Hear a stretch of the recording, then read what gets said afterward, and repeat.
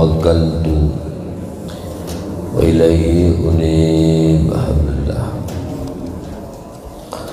Wa qala Nabi sallallahu alaihi wasallam,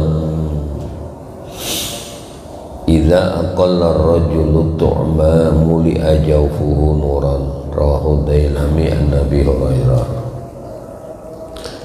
Kalau seseorang itu menyedikitkan akan makannya, makan tidak dipenuhi. Jadi makan itu yang paling enak yaitu berhenti sebelum kenyang. Jadi belum kenyang selesai. Kalau kekenyangan tidak enak, ya. Ibnu Mas'ud beliau mengatakan arba'atun min dulmatil qalbi. Ada 4 yang bikin hati itu gelap. Yang pertama, batnun syab'an min ghairi mubalat. Perut yang sangat kenyang tanpa memperdulikan, pokoknya masuk aja, ya, apa-apa dihantam, pokoknya masuk aja tanpa peduli. Kenapa? Sebab Nabi ini mengajari kita perut ini dibagi menjadi 3, ya. Perut itu dibagi menjadi 3. Pertama, makanan, sepertiganya isiin makanan, sepertiganya isi dengan air,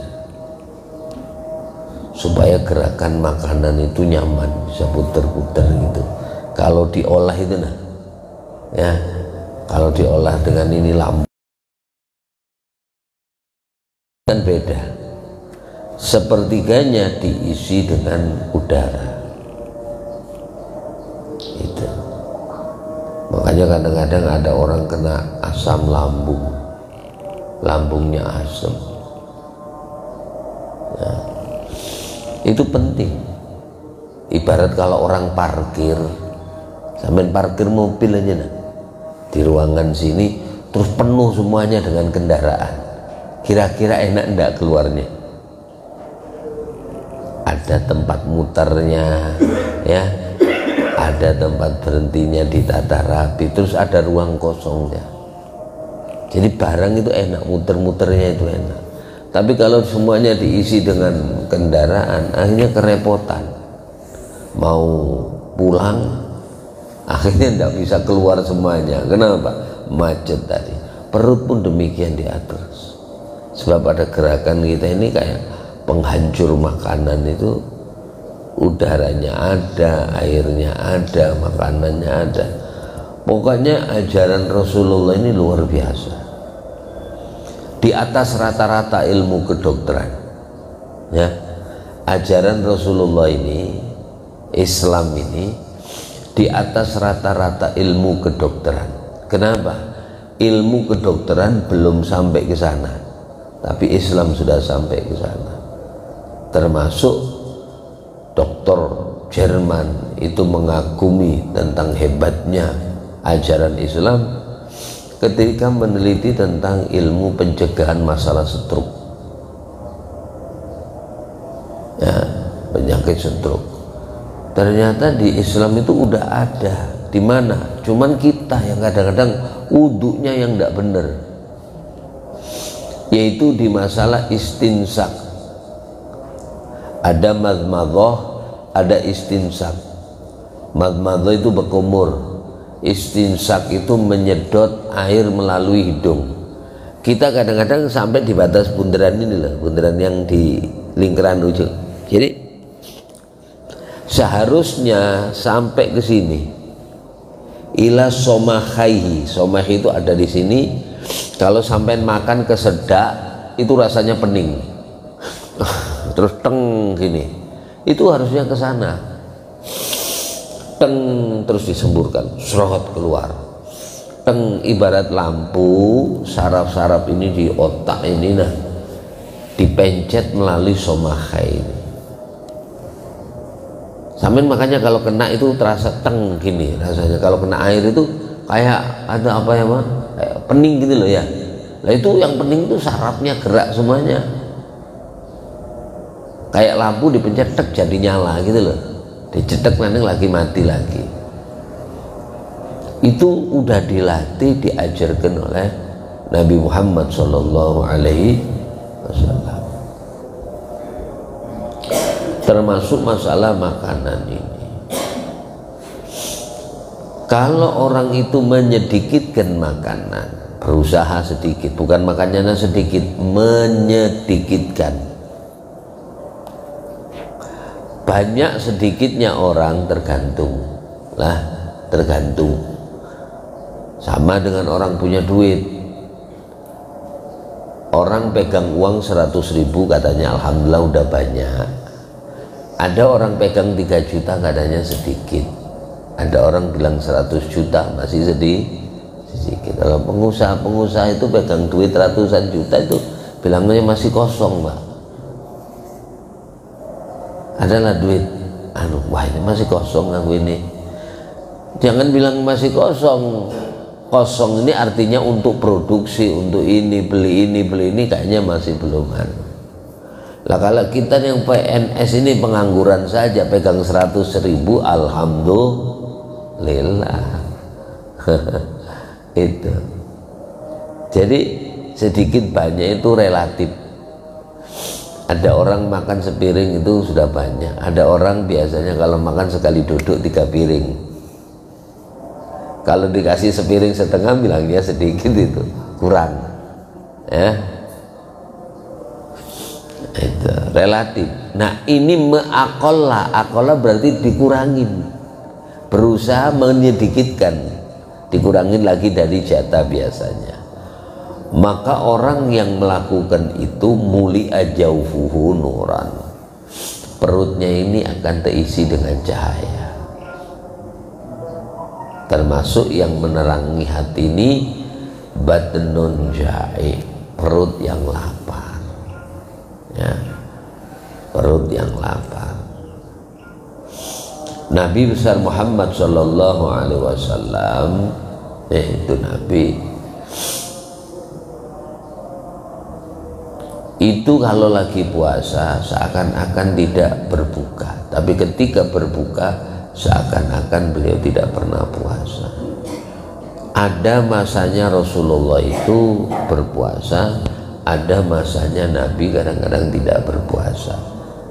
Kalau kita kan kadang-kadang sering tidak puasanya dibanding puasanya. Rawahu Dailami an Abi Hurairah, idza uqimatis shalah wa hadaral asya, kalau sholat udah diiqomai sementara makanan udah dihidangkan, makanan asya. Makanan asya itu makanan malam ya, sementara antara isya sampai subuh itu waktunya panjang ya. Beda kalau maghrib itu waktunya pendek, jangan bikin santai-santai. Nah ini ketika udah mau sholat, tiba-tiba udah disediakan makanan dan kita ngelihat pian mertamu umpamanya lah, mertamu udah disediakan di situ bandeng, ikan, tempe, udang, terus apa lagi, cumi-cumi ya, lengkap udah. Tiba-tiba komat, makanan udah tersedia, mana yang didahulukan? Ajaran Rasulullah dahulukan asya. Asya itu makan malam. Jadi yang bagus memang kita ini makan malam itu jangan setelah sholat isya. Sebenarnya makanlah sebelum sholat isya. Kenapa? Nah gini lah, karena kalau sampean makan sebelum isya berarti ada satu waktu sholat namanya sholat isya. Dan orang gerak, sampean ruku, sampean i'tidal, sampean sujud, sampean berdiri dari sujud, itu perlu tenaga, yang bahasa kita ini kalau ilmu kesehatan perlu kalori. Ngerti enggak ini? Perlu apa? Kalori ya. Nah, kalori ini berasal daripada gula. Makanya orang puasa itu kekurangan kalori, orang puasa itu kekurangan gula. Makanya karena kekurangan gula dia lemes. Gula ini repot Pak Bu. Orang kalau kekurangan gula opname, kebanyakan gula opname. Itu. Orang kekurangan gula lemes. Tapi kebanyakan gula sama juga lemes. Nah, orang puasa itu kekurangan kalori, terkuras.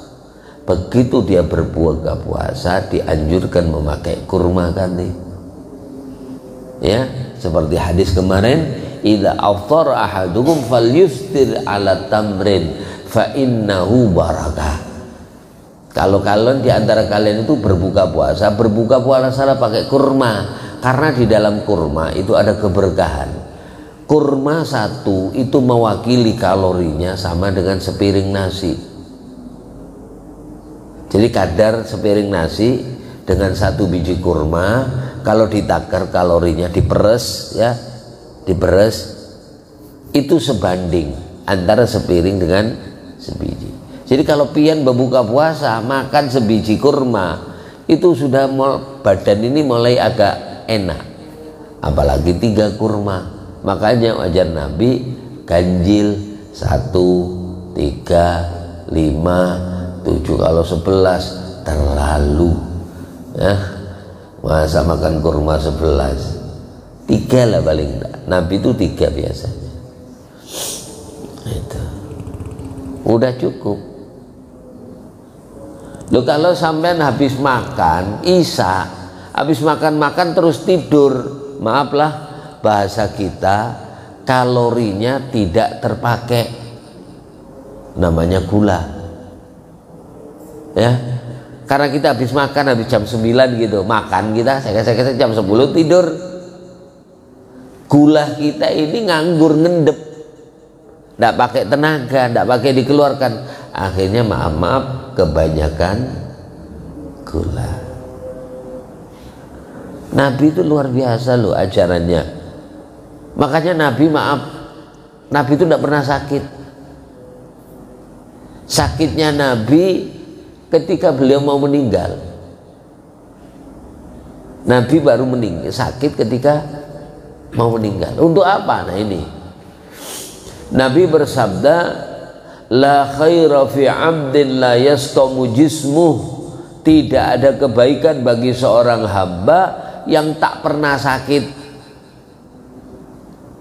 Jadi kalau ada orang tidak pernah sakit, jangan seneng dulu ya, ditakutkan itu istidrat.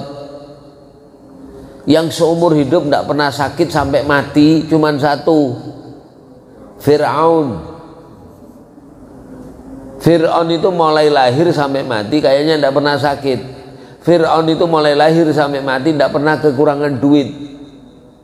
Fir'aun itu tambah kaya. Makanya sampai lihat kalau dalam film-film, Fir'aun itu jenggotnya aja pakai trompanya dari emas.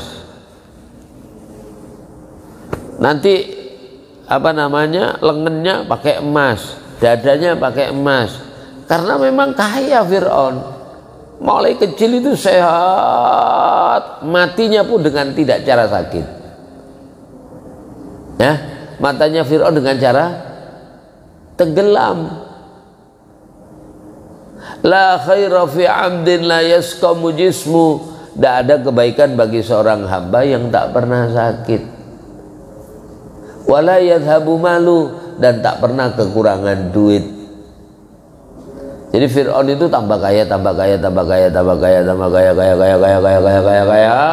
mati. Sehat, mati.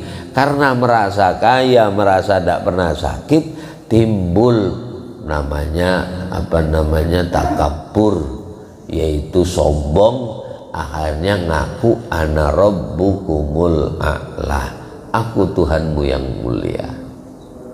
Itu Fir'aun.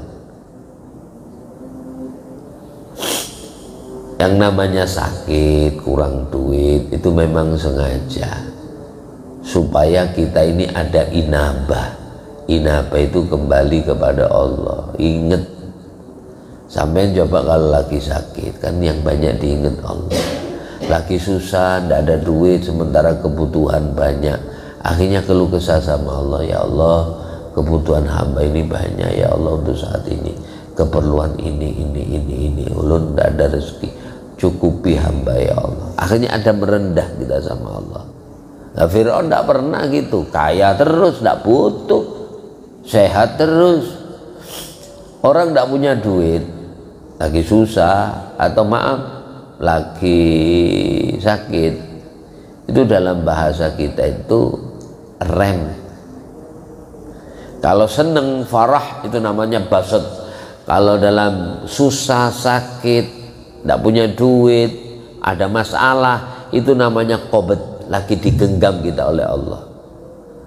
Kalau lagi enak, lancar, sehat, murah rezeki, lagi dibasat, bastun itu dihamparkan oleh Allah.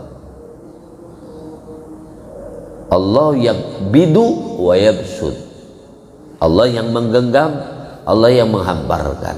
Yang ngatur kita ini Allah.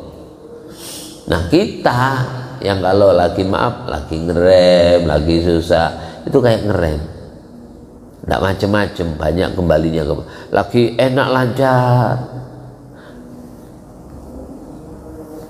Sama kayak mobil. Mobil itu kan ada dua sekarang, ya, rem sama ngegas, matic. Tidak ada koplingnya lagi, sudah gas rem. Ada orang berhadiah umpamanya nih Bu Ai, Alphard keluaran tahun 2023, masih 2002 ya, 2023 ngasih pian keluaran pertama Alphard, ngambilnya di Balikpapan, buka bungkus, cuman yang ngasih syarat satu aja, silakan pian ulun kasih hadiah mobil Alphard 2023 keluaran pertama, buka bungkus, kasih kontak, cuman satu aja yang dia minta, ambil sendiri di sono, catatannya remnya dilepas, maulah ngambil biar gratis, mobil keluaran baru 4 miliar, cuman satu aja yang ngasih syaratnya rem dilepas, jadi kasih gas aja, maulah biar. Lah kenapa? Karena pian tahu kalau kasih gas aja alamat sudah, tidak ada remnya. Hidup pun demikian. Makanya orang ketika diuji oleh Allah, ketika dia sabar, dikasih 3 kemuliaan sama Allah. Alladzina idza asabathum musibah qalu inna lillahi wa inna ilaihi raji'un. Ulaika alaihim salawatun min rabbihim wa rahmah wa ulaika humul muhtadun. Nah, 3 kemuliaan. Pasti kita selagi hidup ada namanya masalah. Jadi kalau pas komat ada makanan dihidangkan, maka ujar Nabi fabda'u bil asa, makan aja dulu. Waktu isya masih panjang, makan yang enak, baru berjamaah. Habis makan, nah kalau maka kalorinya digerakkan, dipakai untuk sholat, maka maaf, terutama segi kesehatan ini ya, kalorinya berkurang, akhirnya dipakai tenaga takbir, ruku, akhirnya menjadi standar, tidak kelebihan gula, tidak kelebihan. Ini kebanyakan zaman sekarang ini Pak, zaman sekarang tuh paling banyak ya penyakit itu apa? Gula. Karena kulinernya ini banyak sekarang ini. Habis sisa kemana-mana makan semuanya ya. Kalau habis makan sana, es krim sana, es campur sana, baru pulang tidur. Makannya setelah isya, bukan sebelum isya. Nabi ajarkan makan dulu. Dua, kalau makanan dihidangkan kita mendahulukan sholat, maka ditakutkan sewaktu sholat ingat makanan. Apalagi sholatnya di rumah, udah ditata rapi, sholatnya di samping. Usolli fardhal isya al-barakat Allahu Akbar.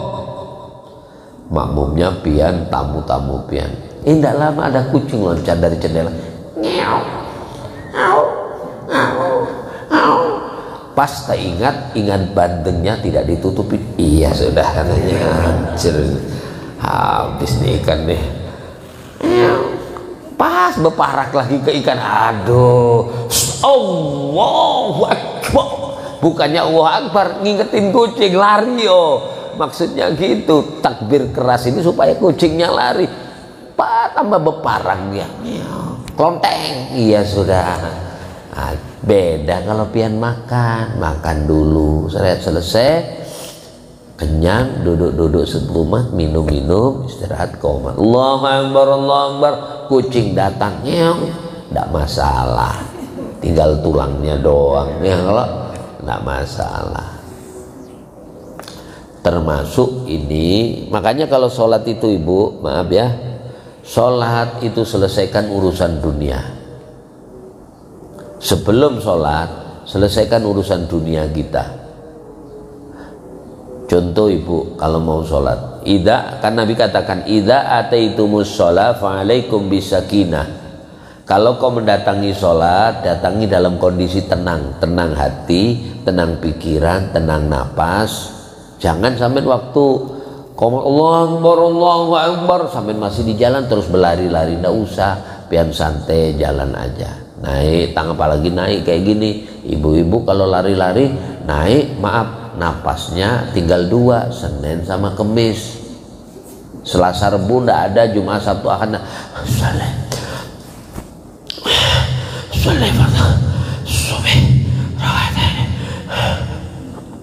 Allah, dah khusuk pian. Kalau kepingin pas dapat takbiratul ihram, ya sebelum azan udah berangkat. Lah kalau takut, ya datang lebih awal. Jangan lari. Kalau Nabi ajarkan, kalau datang santai aja. Pertama, waduh, komat sudah jalan normal, biasa seperti biasa. Begitu sampai di masjid, kata Nabi, kalau kamu ketemu fadriku, apa yang kau temuin? Kalau imam dapat serokaat, ikutin aja, berarti kau ketinggalan serokaat. Kalau kau ketinggalan, wa idza fatu fa'atimmu, sempurnakan. Kau kekurangan 1 rakaat, lanjut. Kalau kau pas duduk imam tahiyat akhir, berarti kau ketinggalan semuanya. Kau kejumpa dengan tahiyat akhir, dan sisanya nanti ganti dengan sempurna. Jangan lari-lari. Termasuk yang mengganggu sholat itu selesaikan. Ibu mau sholat duhur, lah kalau jemuran alhamdulillah jam 7 sampai jam 11 terang betul, menurut pikiran kering. Ya kalau kering, aku punya jemuran kering, ambil. Mau sholat, maunya jam 12 udah azan, mau azan, ini sudah kok mendung gelap, di jemuran tadi mulai jam 11 kering, ambilin semuanya. Urusan dunia ini bu, harus ibu masak, perkiraan masih lama, matikan. Ini urusan dunia, nanti itu menjadi tentaranya setan. Tentaranya setan untuk apa? Mengganggu kita dalam sholat. Makanya di dalam doa, Rabbi a'udzubika min hamazati syayatin wa a'udzubika Rabbi ayahdurun. Ya Allah, aku berlindung kepada Engkau dari bisik-bisik setan, gangguan setan. Wa a'udzubika Rabbi ayahdurun. Aku berlindung kepadamu Engkau ya Allah daripada datangnya setan kepada saya. Termasuk itu nanti jadi tentara. Coba kalau tidak percaya pian, jemuran udah kering, banyak lagi, maka 3 hari kita mencuci itu kering sudah, pian tidak ngambil, udah tahu mendung, tidak mau ngambilin. Begitu sampai takbiratul ihram, Allah, tahu-tahu atap ini bunyi ledak. Iya sudah jemuranku basah lagi sudah. Maka 3 hari aku ini cucinya. Akhirnya pikiran sampean bukan ingat Allah, ingat cucian. Betulan itu. Masak gitu juga, mau mateng dibiarin aja dah, paling selesai sholat nanti cukup aja sudah. Kalau selesai sholat assalamualaikum matikan, mateng sudah. Kalau saya pas selesai sholat mesti mateng. Betul, menurut pikiran pian. Begitu sudah sholat ternyata bau hangit. Aku tadi masih masak hangit, aduh ini apa ini, pikir padahal yang hangit bukan nasi pian, tetangga pian lah. Tapi pian punya masalah dengan kompor, betul lah itu. Padahal yang hangit tetangga, tapi sampean masih nyala kompornya, dan itu masalah nasi. Termasuk ini kata Nabi, kalau pas datang makanan dengan sholat dulu kan makan aja dah, supaya kamu waktu sholat tidak teringat makanan. Mending waktu sholat, waktu makan inget waktu sholat. Ayo lekasin, kita mau sholat, makan inget sholat, daripada sholat ingat makan. Itu kan ada ceritanya Syekhona Khalil, Mbah Khalil Bangkalan. Itu kan mondoknya di Bangil ya. Mbah Khalil Bangkalan itu dulu mondoknya di Bangil, di Cangaan Bangil. Satu hari diajak undangan tahlilan. Begitu tahlilan namanya kiai, dapat dikasih kepala kambing pakai talam gitu Bu, diikat pakai apa, taplak. Ini taplak Bu ya, yang biasa ngikat kain itu, nah diikat. Rupanya ini mau bawa ke masjid tidak enak, dan jadi ditaruh di luar, di ini tempat apa, baduk, bahasa orang Baduk itu kayak tembok gitu. Nah di atas itu, nah imamnya kiainya, makmumnya Syekhona Khalil, masih halus. Begitu sholat Bu, takbiratul ihram, imamnya ini kiainya Allahu Akbar, mantep kiai. Begitu batafal waladhdallin,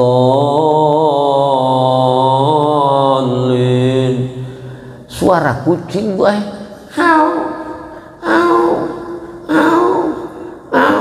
jadi kiainya kepikiran, waduh kepala kambingku di luar kan. Makan kucing itu. Jadi Syekhona Khalil tidak ikut sholat, dia tidak ikut sholat. Selesai salam dilaporkan sama teman-teman santri, Pak Kiai itu si Khalil tidak mau ikut sholat jamaah pian. Hah? Tersinggung kiai, muridnya tidak mau ikut jamaah sama kiainya. Khalil sini, kau tidak ikut jamaah sama saya? Enggak Pak Yai. Kenapa kau tidak ikut? Waktu waladhdallin itu Pak Yai, tak lihat di kepala sampean ada kepala kambingnya Pak Yai. Kaget. Kenapa? Memang waktu baca Fatihah teringat kucing tadi. Jadi yang terbayang kepala kambing mau dimakan kucing tadi sama ikan-ikannya. Semenjak itu kiainya hormat sama Mbah Khalil Bangkalan, karena dia kasar, bisa ngelihat kepalanya imam, hati imam di mana-mana waktu sholat. Seperti Imam Ghazali dulu ketika sedang sholat, adiknya tidak mau berjamaah karena Imam Syafi'i saat itu terpikir masalah darah haid. Jadi adiknya tidak mau. Jadi waktu itu darah haid itu dibahas di dalam mikir masalah-masalah haid fikih, tapi adiknya tahu, maka dia tidak mau. Maka disampaikan sama Imam Ahmad, kenapa kau wahai kakakku, aku tadi waktu saya melihat sampean tak lihat ada darah, baru sadar.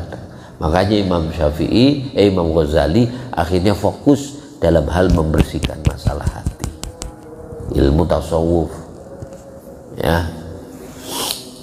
Itu.